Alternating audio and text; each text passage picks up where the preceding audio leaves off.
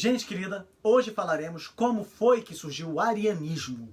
Se você ainda não assistiu ao vídeo sobre a controvérsia ariana e o Concílio de Nicéia, eu vou deixar o link na descrição desse vídeo aqui para que você possa assistir. Assista logo, o quanto antes, porque você entenderá com muito mais propriedade tudo que estaremos tratando aqui ao longo dessa semana, né? Nosso devocionário vai ser sobre esse tema.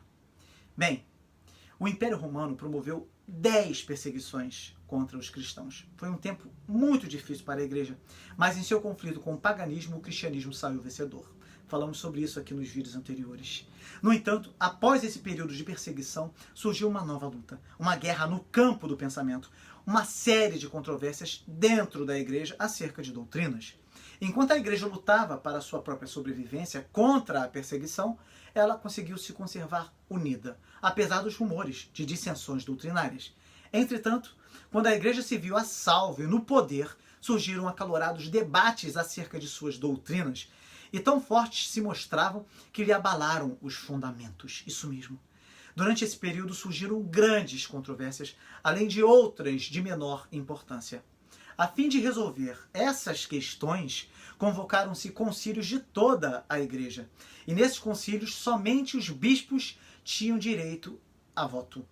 Todos os demais clérigos e leigos deviam submeter-se às decisões que os bispos tomassem. A controvérsia ariana apareceu por causa da doutrina da Trindade, especialmente em relação ao Pai e ao Filho.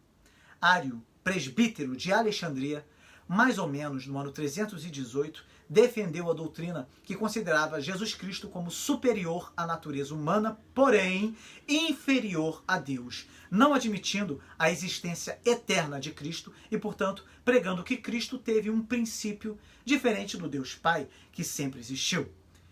De onde Ário tirou as suas ideias? Ário nasceu na Líbia. Ele se mudou ainda jovem para Alexandria. Em Alexandria, ele teve contato com muitas doutrinas trazidas pelo gnosticismo, pelo neoplatonismo e outras, mas principalmente pelo origenismo. Lembre-se que foi em Alexandria que o grande Orígenes deixou a sua marca na história. E Ário também estudou com São Luciano de Antioquia, célebre doutor cujo ensino era fortemente eivado de subordinacionismo. O que era o subordinacionismo? Consistia em subordinar na natureza divina o Filho e o Espírito Santo ao Pai. O subordinacionismo se utilizou muito, do ensino de Orígenes. Segundo Orígenes, a geração eterna do Logos não implicava para ele que o Logos fosse igual a Deus, posto que gerado implicava ser secundário, ou seja, subordinado. Por outro lado, esta subordinação do Logos a Deus, como da radiação à fonte, não situava o Filho entre as criaturas, uma vez que ele não era semelhante a elas, gerado do nada, como um ser mutável e, portanto, temporal. Ou seja, Orígenes rejeitou a ideia que o Logos apareceu pela primeira vez quando da criação.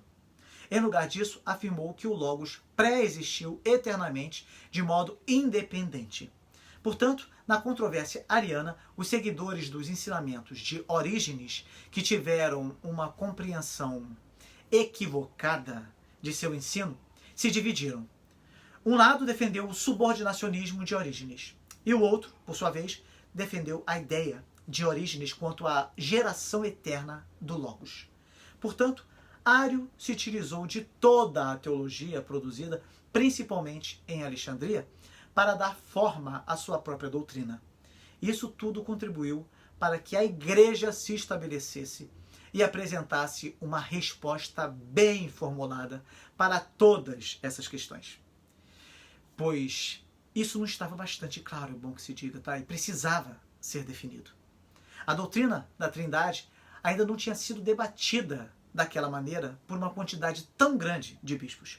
Ou seja, a heresia de Ário fez com que a igreja considerasse que havia muita especulação e dúvidas doutrinárias quanto à divindade de Cristo e do Espírito Santo, e que a igreja precisava definir essa doutrina de forma mais acurada, mais precisa. Você vai compreender a grande importância do Concílio de Nicéia na medida em que fomos meditando nessas coisas ao longo da semana. Diga o que você achou desse vídeo, Dê o seu like e compartilhe essa mensagem com os seus contatos e grupos de WhatsApp. Até amanhã, com a graça de Deus.